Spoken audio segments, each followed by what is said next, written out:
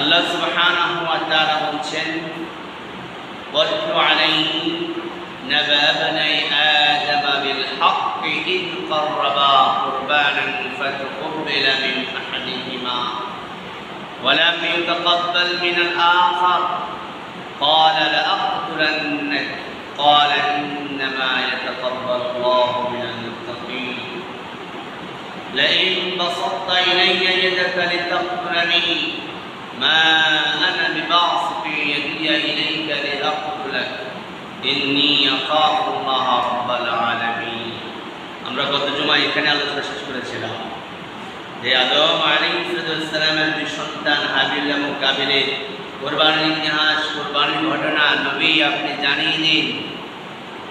দুইজনেই কুরবানি করেছে, কিন্তু একজনের কুরবানি আল্লাহ কবুল করেছেন। ফাতাকাব্বালা মিন আহাদিহিমা ওয়া লাম ইউতাকাব্বাল মিন আল-আখার।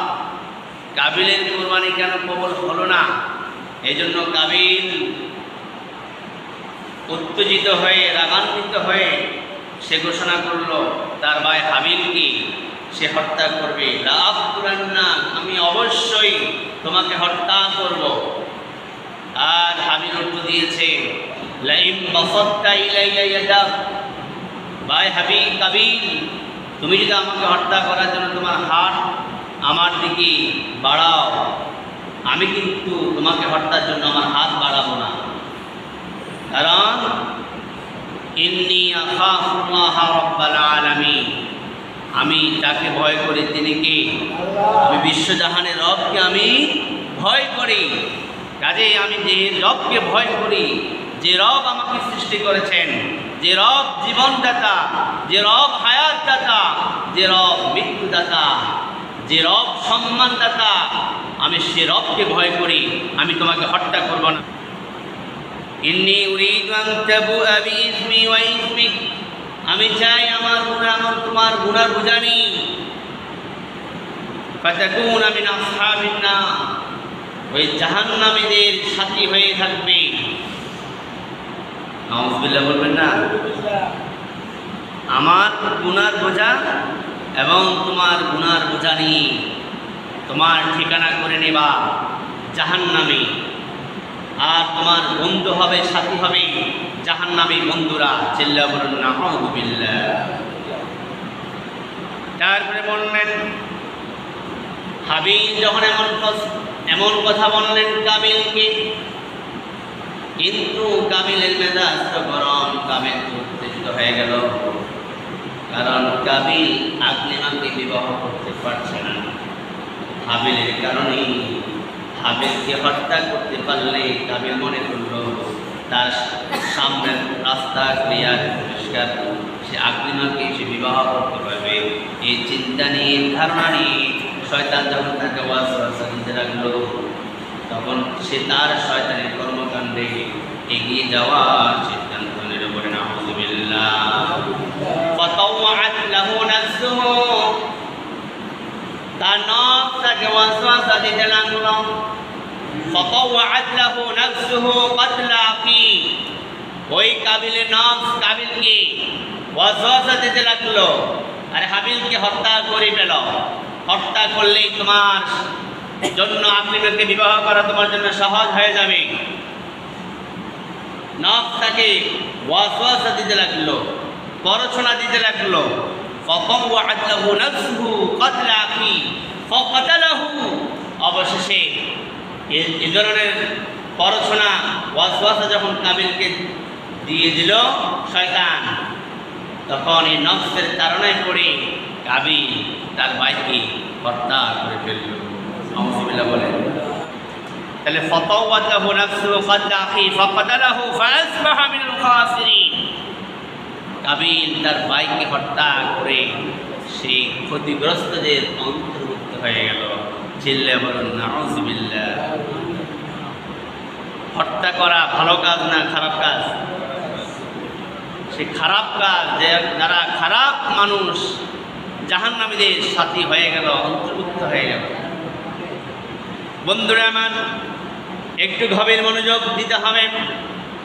কাবিল তার ভাই হাবিলকে হত্যা করে ফেলল। হত্যা করার পরে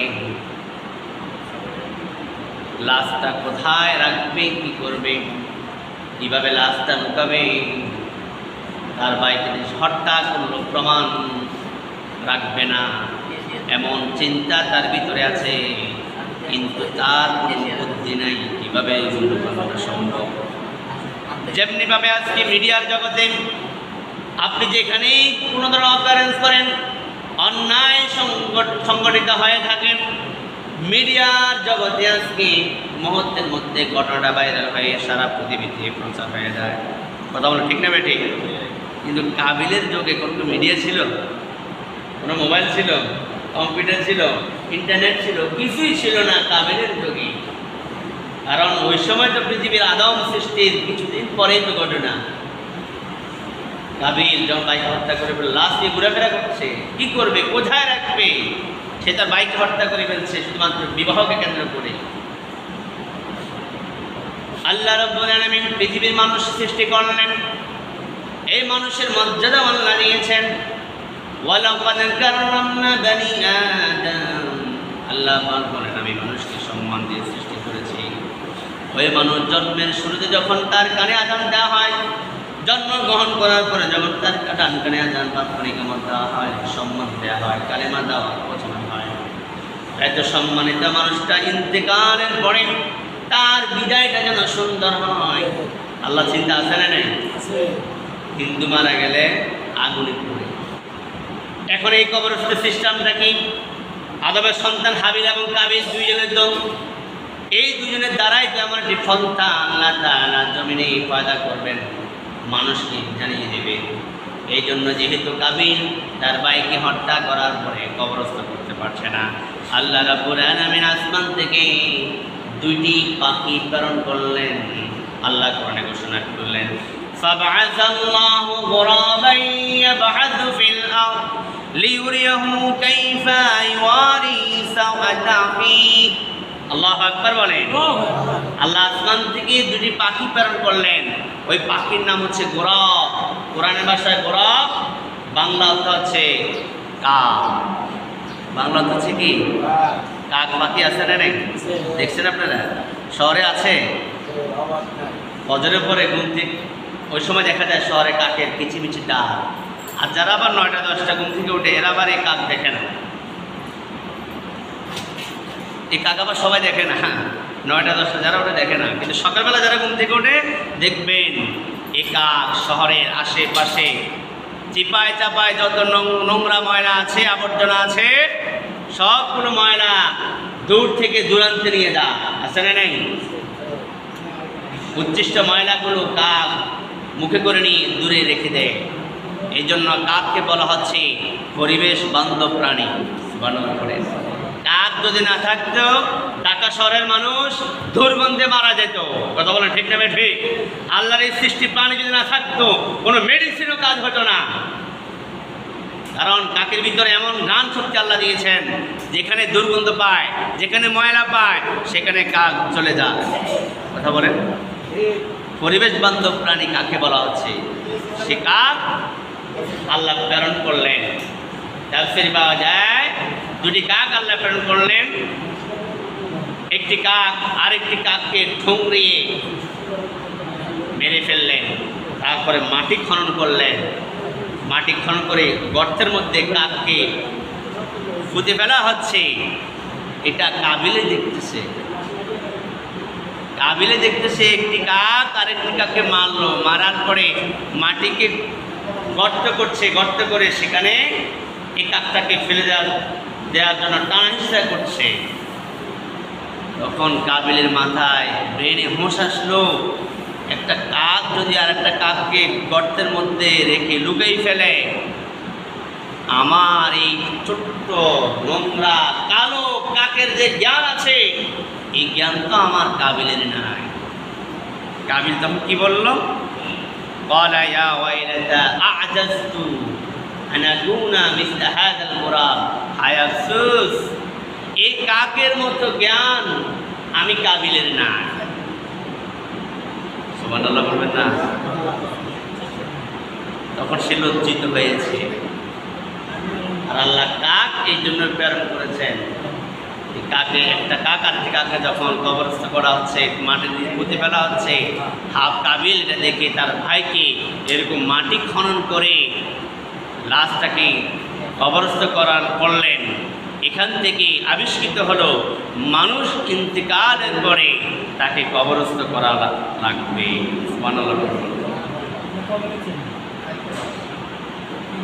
আপনার বাসার সামনে 3.5 হাত মাটির নিচে যাকে কবরস্থ করা হয়েছে, বলেন তো 3.5 হাত মাটির নিচে যাকে কবরস্থ করা হয়েছে, 3.5 ঘন্টার পরে কি ওই কবরের দুর্গন্ধ আপনার নাকে আসে? বলেন আসে? আসে বলেন? আপনি কি কোনো মেডিসিন দিয়েছেন যে দুর্গন্ধ আসবে না? কোনো মেডিসিন দেন নাই, কিন্তু আল্লাহ মাটির ভিতরে এমন মেডিসিন দিয়েছেন, ওই মাটি দিনে দিনে, সপ্তাহে, মাসে মাসে এই লাশটাকে একেবারে নিমিষে ধ্বংস করে দিবে, ধ্বংস করে মাটিতে রূপান্তর করে দেবে। চিল্লায়ে বলুন সুবহান। এমন মেডিসিন আল্লাহ মাটির মধ্যে দিয়েছেন। এই জন্য কেমন মেডিসিন দিয়েছেন? কুকুরে যদি কোনো আপনার প্লেটে মুখ দেয়, ওই প্লেট যদি কোনো পরিষ্কার পরিশুদ্ধ করতে চান, তাহলে 7 বার এই প্লেটকে মাটি দিয়ে আপনাকে ধৌত করতে হবে। সুবহানাল্লাহ পড়ুন।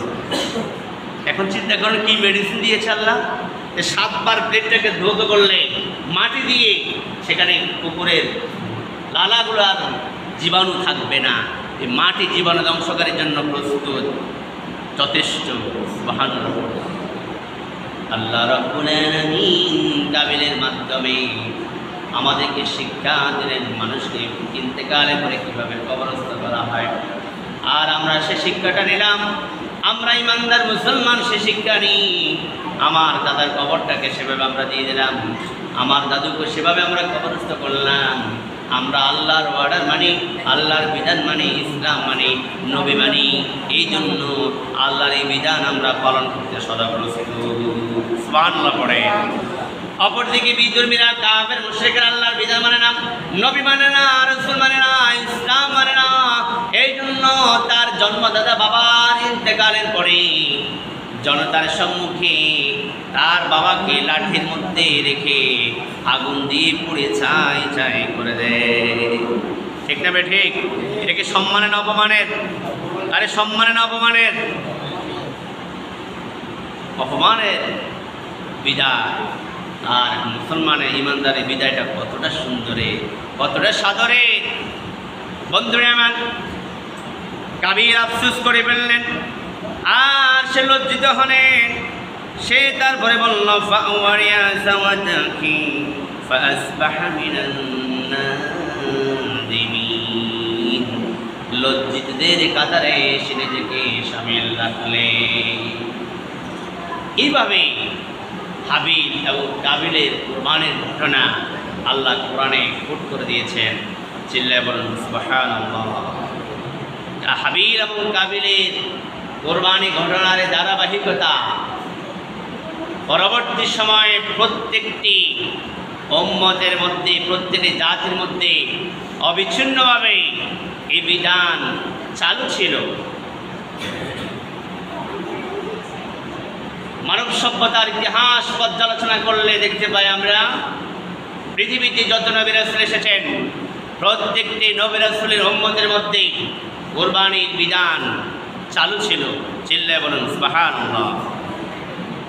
আর সেটা আল্লাহ তাআলা মহাগ্রন্থ আল কোরআনে কোট করে দিয়েছেন। সূরা আল হাজ্জের 34 নম্বর আয়াত আল্লাহ তাআলা বলছেন, ওয়ালিকুল্লি উম্মাতিন জাআলনা মানসাকান লিয়াযকুরু ইসমাল্লাহি আলা মা রাযাকাহুম মিন বাহিমাতিল আনআম ফাইলাহুকুম ইলাহু ওয়াহিদ ফালাহু আসলিমু ওয়া বাশশিরিল মুখবিতিন। আল্লাহ তাআলা বলছেন, আমি প্রত্যেকটি জাতি, প্রত্যেকটি উম্মতের মধ্যে এই কুরবানি বিধান চালু রেখে দিয়েছি। এই জন্য লিয়াযকুরু ইসমাল্লাহি আলা মা রাযাকাহুম মিন বাহিমাতিল আনআম তাদেরকে যে রিজিক দিয়েছি, চতুষ্পদ প্রাণী দিয়েছি, সেই চতুষ্পদ প্রাণীর মধ্যে আমি আল্লাহর নাম তারা স্মরণ করবে, আমি আল্লাহর নাম জিকির করবে। চিল্লে বলুন আল্লাহু আকবার। আরো জোরে বলুন আল্লাহু আকবার। আমি যে জন্তু দিয়েছি, হালাল প্রাণী দিয়েছি, ওই হালাল প্রাণী জবাইয়ের সময় কার নাম নিতে হবে? আর যদি কার নাম? এই জন্য কোরবানির পশু জবাইয়ের সময় যে আল্লাহর নাম না নেওয়া হয়, আপনার কোরবানি কবুল হবে না। এখন কোরবানির পশু জবাইয়ের সময় তো হই আল্লাহ আসলে নেই, আনন্দ করতে গিয়ে আমরা আত্মহারা হয়ে যায়, আল্লাহর নাম তো আমরা ভুলে যাই। এই জন্য আমরা মধ্যস্থলভাবে একজন ইমাম রাখি যে হুজুর আপনি দোয়া কালাম করে সুন্দর করে আমাদের পক্ষ থেকে পশুটা জবাই দেন, যাতে করে আল্লাহর নামটা স্মরণ থাকে। কথা বলেন বলেন তো, যদি কোনো ইমাম যদি আল্লাহর নাম নিজে স্মরণ করতে ভুলে যায়, কোরবানির পশু জবাই করতে, সে পশুকে দিয়ে কোরবানি হবে? তখন তো ইমামের সাথে আচরণটা ভালো না হয়ে খারাপ হওয়ারই সম্ভাবনা থাকে। যে আমরা তো আত্মহারা হয়ে যায়, এই জন্য মধ্যস্থলভাবে সম্মান দিয়ে আপনাকে আমরা রেখেছি, সাথে একটা আপনাদের সম্মানই আমরা বরাদ্দ করেছি। এটা এই জন্য যাতে করে সামান্য সম্মান দিতে গিয়ে, এটার কার্পণ্য করতে গিয়ে যাতে করে কোরবানিটাই আমার না হয়। এই জায়গায় থেকে আমরা স্বতঃস্ফূর্তভাবে আনন্দের সহিত কোরবানি পশু ক্রয় করার পরে আমরা সিদ্ধান্ত নিই আমাদের মধ্যস্থ থেকে একজনকে রেখে সুন্দরভাবে পশুরা যেন যাতে করে জবাই হয়। কথা বলেন। আল্লাহ কোরআনে বলছেন পশু জবাই আল্লাহর নাম না থাকলে এটা কোরবানি হবে না। এটা প্রত্যেক উম্মতের উপরে এটা প্রথাটা চালু ছিল। বন্ধুরা আমার, যদিও এই কোরবানি প্রত্যেকটা জাতির প্রত্যেকটা নবীর উম্মতের উপরে চালু ছিল, বাবা আদম মা হাওয়া আলাইহিস সালাম থেকে যদিও এই কোরবানির কথাটা চালু ছিল, পৃথিবীর প্রথম কোরবানির ইতিহাস আদম এবং হাবিল এবং কাবিলের মধ্য থেকে সংগঠিত হয়েছিল। আজকের এই সময় আমরা যে কোরবানি দিয়ে আসছি, এই কোরবানিটা হচ্ছে আমাদের জাতির পিতা ইব্রাহিম আলাইহিস সালামের সন্তান ইসমাইল আলাইহিস সালামকে কোরবানি করার ঘটনা। সেই ঘটনার ধারাবাহিকতায় সে রীতিনীতি প্রচলন থাকার জন্য আজকের এই সময় আমাদের কোরবানি। রাসূলের সাহাবী যায়েদ ইবনে আরকাম থেকে বর্ণিত, عن زيد بن أرقم رضي الله تعالى عنه قال قال أصحاب رسول الله صلى الله عليه وسلم ما هذه الأضاحي قال هي سنة أبيكم يا إبراهيم। রসুলকে সাহাবীরা প্রশ্ন করলে, ইয়া রাসূলুল্লাহ মা হাদিল আদাহি, কোরবানিটা কি? রসুল বলছেন হিয়া সুন্নাতু আবিকুম ইব্রাহিম, এটা তোমার বাবা ইব্রাহিম নবীর সুন্নাত। সবাই মিলে বলুন সুবহানাল্লাহ। এটা কার সুন্নাত? ইব্রাহিম নবীর সুন্নাত। রসুল নিজে বলছেন ইব্রাহিম নবীর সুন্নাত। এমন একজন নবীর নাম নিলেন যে নবীকে রব্বুল আলামিন এই পৃথিবীতে জীবিত থাকা অবস্থায় যত পরীক্ষা করেছেন, সব পরীক্ষায় আমার নবী ইব্রাহিম নবী 100-তে 100 নাম্বার পেয়ে উত্তীর্ণ হয়েছেন। চিল্লে বলুন সুবহানাল্লাহ। ইব্রাহিম নবীকে যত পরীক্ষা করেছেন, আল্লাহ তাআলা এই পৃথিবীতে অন্য কোনো নবীকে এত পরীক্ষা করেন না। সূরা বাকারার 124 নম্বর আয়াতে আল্লাহ পাক বলছেন, ওয়া ইয বিতালা ইব্রাহিম রাব্বুহু বিকালিমাতিন ফাআতাম্মাহুন ইন্নী জাইলুকা লিন-নাসি ইমামা। আল্লাহ পাক বলছেন আমি যত পরীক্ষা করেছি, ইব্রাহিম নবী সকল পরীক্ষায় সুন্দরভাবে স্বতঃস্ফূর্তভাবে উত্তীর্ণ হয়েছেন। কোনো পরীক্ষায় উনি কম নাম্বার পান নাই, সকল পরীক্ষায় উনি 100-তে 100 নম্বর পেয়ে উত্তীর্ণ হয়েছেন। চিল্লায়ে বলুন সুবহানাল্লাহ। আমার নবীর প্রতি, ইব্রাহিম নবীর প্রতি আল্লাহ খুশি হয়ে আমার আল্লাহ বলেন, ইব্রাহিম সকল পরীক্ষায় তুমি উত্তীর্ণ হয়েছ, সফলতা লাভ করেছ, ইন্নী জাইলুকা লিন-নাসি ইমামা, আমি আল্লাহ ঘোষণা দিলাম তুমি মানুষের ইমাম, তোমাকে আমি আল্লাহ বানিয়েছি। সুবহানাল্লাহ। নেতা বানিয়েছি ইব্রাহিম নবী। কি কেমন নেতা? সূরা হজ্জের ৭৮ নম্বর আয়াত আল্লাহ পাক বলছেন, মিল্লাতা আবিকুম ইব্রাহিম ওয়া সাম্মাকুমুল মুসলিমিন, মুসলমান জাতির পিতা ইব্রাহিম আলাইহিস সালাতু ওয়াস সালাম। মুসলমান জাতির পিতার নাম কি? মুসলমান জাতির পিতার নাম কি? সবাই বলেন আওয়াজ দিয়ে, মুসলমান জাতির পিতার নাম কি? ঘোষণাটা কার? আল্লাহ দিয়েছেন, আল্লাহ বলছেন। তা আমরা বলতে অসুবিধা কি? আমাদের বাবা ইব্রাহিম আলাইহিস সালাতু ওয়াস সালাম, আদি পিতা আদম আলাইহিস সালাতু ওয়াস সালাম। সুবহানাল্লাহ পড়েন। তাহলে মুসলমান জাতির পিতা ইব্রাহিম এমন একজন নবী ছিলেন যে নবীর প্রতি আল্লাহর এত ভালোবাসা, আল্লাহর এত মায়া। সে নবীকে যখন নমরুদের অগ্নিকুণ্ডে নিক্ষেপ করা হয়েছিল, নমরুদের অগ্নিকুণ্ড থেকে যখন ইব্রাহিম নবী বের হলেন, বের হওয়ার পরে চিন্তা করলেন এই ময়দান আমার জন্য উর্বর না, এই ময়দান আমার জন্য দাওয়াতি কাজের জন্য উর্বর না, আমার জন্য পজিটিভ না, নেগেটিভ হয়ে দাঁড়িয়েছে। ইব্রাহিম নবী চিন্তা করলেন এখানে আর থাকা যাবে না। ইব্রাহিম নবী সিরিয়ার উদ্দেশ্যে রওনা হলেন। সঙ্গী ছিলেন তার প্রিয়তমা স্ত্রী হযরত সারা রাদিয়াল্লাহু তাআলা আনহা। সুবহানাল্লাহ। আলোচনায় খেয়াল না থাকলে বুঝবেন না। আলোচনায় চলছে কুরবানির ইতিহাস। ইব্রাহিম নবী তার স্ত্রী সারাকে নিয়ে রওনা হলেন সিরিয়ার দিকে। কোন দিকে? সবাইকে বলতে হবে কোন দিকে? সিরিয়ার দিকে রওনা হতে হতে যখন তিনি মিশরে অবস্থান করলেন, মিশরে যখন প্রবেশ করলেন, ওই মিশরের বাদশার নাম ছিল ফেরাউন। আর ওই ফেরাউন ছিল লম্পট, ফেরাউন ছিল চরিত্র হননকারী, ফেরাউন ছিল নারী দর্শনকারী। সে ফেরাউন তার ঘোষণা ছিল, বাহিনীর ঘোষণা ছিল, তার এলাকায়, তার মহল্লায়, তার রাষ্ট্রে সুন্দরী রমণীকে দেখলে তার কাছে নিয়ে আসার জন্য তার নির্দেশনা ছিল। চিল্লা বলে নাউযুবিল্লাহ।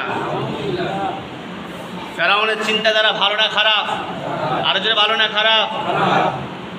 ফেরাউন ছিল লম্পট, নারী দর্শনকারী। আজকে ওই আচরণ যার মধ্যে থাকবে সেই ফেরাউনের উত্তরাধিকারী। কথা বলো ঠিক না বেঠে? ইব্রাহিম নবী যখন তার স্ত্রী সারাকে নিয়ে মিশরে গেলেন, তার বাহিনী দেখতে পেল ইব্রাহিম নবীর সাথে একজন নারী। তখন তার বাহিনী ফেরাউনের কাছে সংবাদ দিল। ফেরাউনের সংবাদ পেয়ে তাকে অর্ডার করলেন সারাকে নিয়ে যাওয়ার জন্য। ইব্রাহিম নবীর স্ত্রী সাহারাকে, ইব্রাহিম নবীকে রেখে সাহারাকে নিয়ে গেলেন ফেরাউনের কাছে। ফেরাউনের কাছে যখন নিয়ে যাওয়া হলো, যে মহলের মধ্যে ফেরাউন থাকেন, যখন ইব্রাহিম নবীর স্ত্রী সাহারাকে যখন নিয়ে যাওয়া হলো, ইন দ্য টাইম স্বামীর কাছ থেকে যখন স্ত্রীকে নেওয়া যাওয়া হয়, বলেন তো তখন একজন আদর্শ স্বামীর হৃদয়টা, অন্তরটা ভালো থাকে না খারাপ থাকে? আর জোরে বলুন। অর্ধাঙ্গী যাকে বলা হয়, অর্ধাঙ্গী। সে অর্ধাঙ্গী নিয়ে গেছে ইব্রাহিম নবীর কাছে। কে ভালো আছে? মন কে ভালো আছে? কিন্তু আল্লাহ রাব্বুল আলামিন কি করলেন? সারাকে ফেরাউন যে জায়গায় নিলেন, ওই জায়গা থেকে আর ইব্রাহিম নবী যে জায়গায়, সে জায়গা থেকে ডিমের কুসুমের মতো পরিষ্কার আল্লাহ করে দিলেন। কোথায় বিল্ডিং, কোথায় গাছপালা, পাহাড় পর্বত সব কিছু উচ্ছেদ করে দিয়ে ডিমের কুসুমের মতো একেবারে সাদা সব কিছু ইব্রাহিম নবী দেখতেছিলেন। সারার সাথে ফেরাউন কেমন আচরণ করতেছিল। সুবহানাল্লাহ বলবেন না? আর জোরে বলুন সুবহানাল্লাহ। ডিমের কুসুমের মতো পরিষ্কার।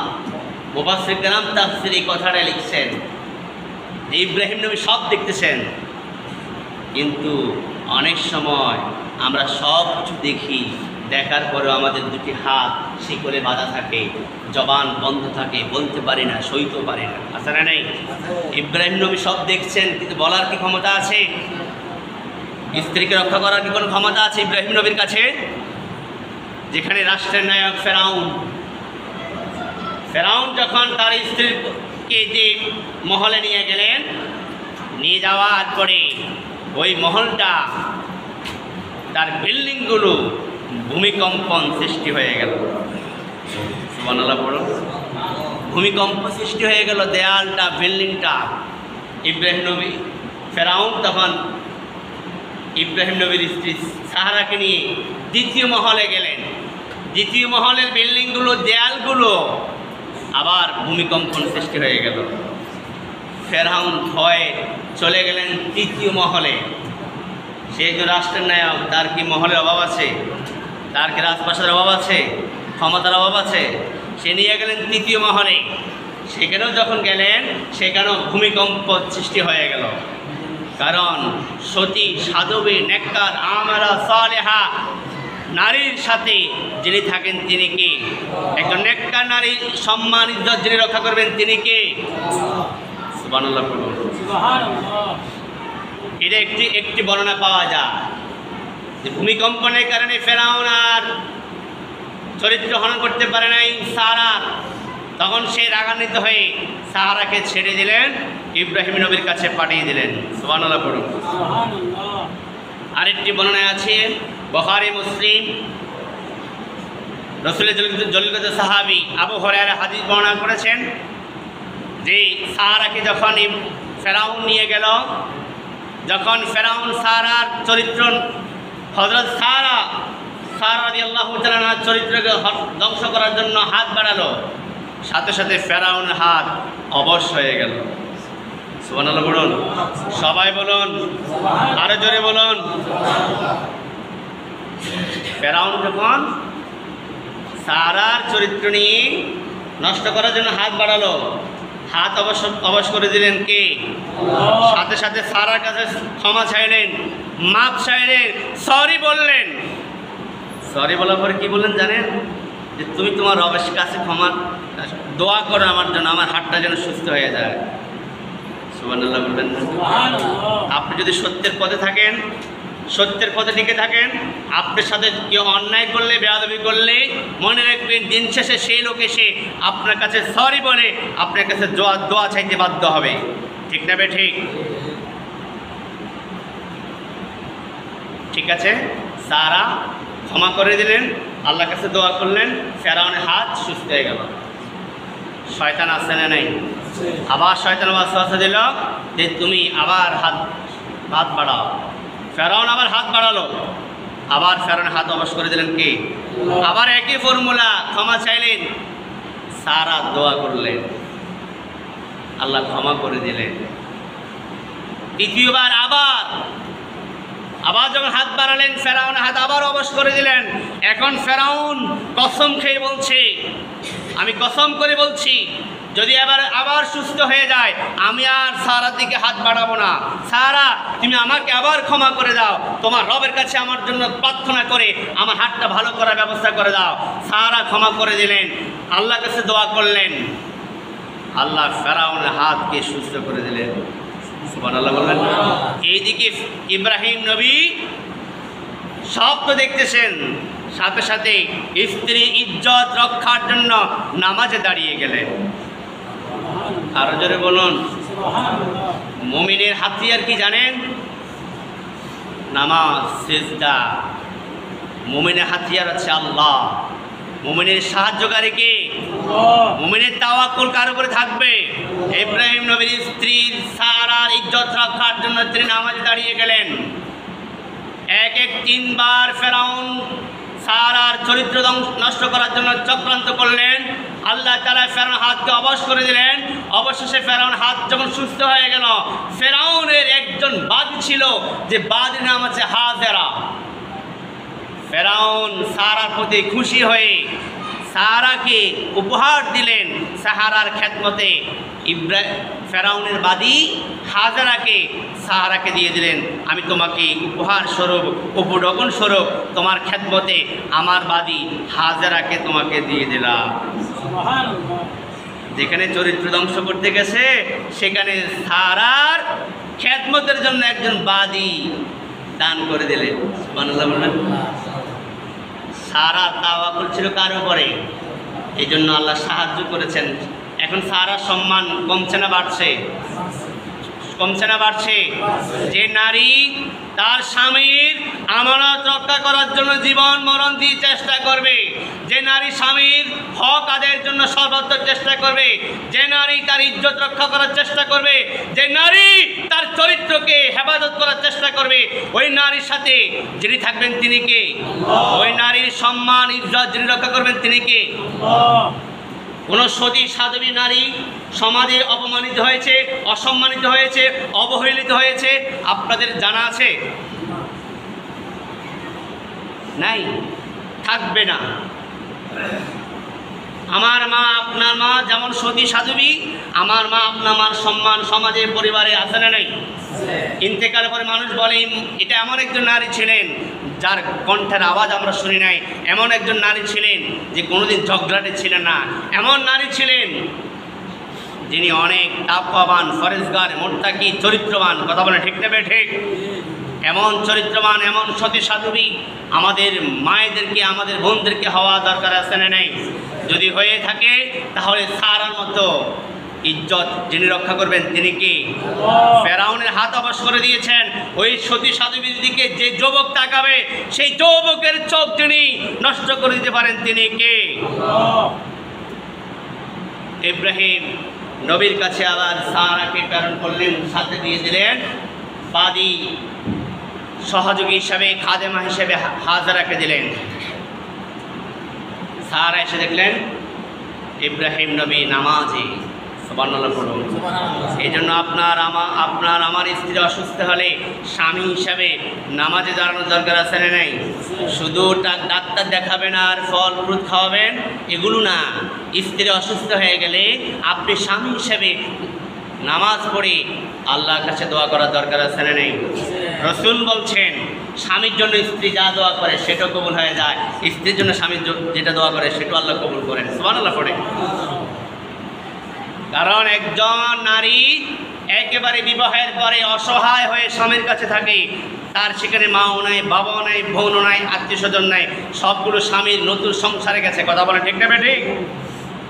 সম্মানিত সুধী, সারা যখন আসলেন হাজারাকে নিয়ে, ইব্রাহিম নবী নামাজ সমাপ্ত করলেন। নামাজ সমাপ্তের পরে সাহারা বললেন, ইব্রাহিম নবীকে বললেন, আমি উপহার পেয়েছি, হাদিয়া পেয়েছি, আমার ঘরে তো কোনো সন্তান নাই, আমি সাহারার ঘরে কোনো সন্তান নাই, হাজারাকে আমি পেয়েছি উপহার হিসেবে। ইব্রাহিম নবীকে বলছেন আমি আপনাকে উপহার হিসেবে আপনাকে হস্তান্তর করলাম, আপনাকে আমি হাদিয়া দিলাম, উপঢৌকন দিলাম, আপনি হাজারাকে বিবাহ করে স্ত্রী হিসেবে গ্রহণ করে নিন। আরো যারা বলুন। স্ত্রী বলছে তার স্বামী কি আমার ঘরে কোনো সন্তান যেহেতু নাই, আপনার একটা সন্তানের দরকার, অনেক আগ থেকে আল্লাহর কাছে চাচ্ছেন, এই হাজারাকে আপনাকে দিলাম, আপনি তাকে বিবাহ করে স্ত্রী হিসেবে গ্রহণ করে নিন। সুবহানাল্লাহ পড়ুন। এরকম কি নারী এখনটা আমাদের সমাজে আছে? স্বামীকে অনুমতি দেবে আর বিবাহ করার জন্য, দ্বিতীয় বিবাহ করার জন্য, বরং দ্বিতীয় বিবাহের অনুমতি চাইলে ঘরের মধ্যে, বাসার মধ্যে গৃহযুদ্ধ সংগঠিত হয়ে যাবে। কথা বলে ঠিক না ঠিক? কিন্তু ইসলাম বুঝতে হবে, একজন পুরুষের যদি দৈহিক শক্তি থাকে, একজন পুরুষের যদি আর্থিকভাবে শক্তি থাকে এবং তার আদালত থাকে, জ্ঞান থাকে, সমানভাবে সুষম বন্টন করে স্ত্রীদের মাঝে বন্টন করতে পারবে, সমানভাবে আদল থাকে তার, তাহলে তার একটা নয়, দুইটা নয়, চারটা পর্যন্ত সে বিবাহ করতে পারবে। সুবহানাল্লাহ পড়ুন। তবে সমান বন্টন করতে হবে। একজনকে 2000 টাকার শাড়ি, আরেকজনকে 2000 টাকার শাড়ি, এটা দিলে আবার হবে না। এই জন্য আল্লাহ কোরআনে বলছেন যদি ইনসাফ করতে না পারো তুমি বিবাহ করবা একটার প্রতি সন্তুষ্ট হও। আর ইনসাফ করা আসলেই কঠিন, এটা আমাদের দ্বারা আসলেই অসম্ভব হয়ে যায়। এই জন্য আল্লাহ কোরআনে বলছেন যদি সম্ভব না হয় তুমি একটার প্রতি সন্তুষ্ট থাকো। সুবহানাল্লাহ পড়ুন। ইব্রাহিম নবী বিবাহ করলেন। এখন স্ত্রী কয়জন? আরো জোরে কয়জন? প্রথম স্ত্রী সারা। প্রথম স্ত্রীর নাম কি? দ্বিতীয় স্ত্রীর নাম হাজারা। দ্বিতীয় স্ত্রীর নাম আপনার কি ইতিহাসটা মনে আছে? এখন আমি কোথা থেকে টান দিয়েছি? এখন ইব্রাহিম নবী বিবাহ করলেন,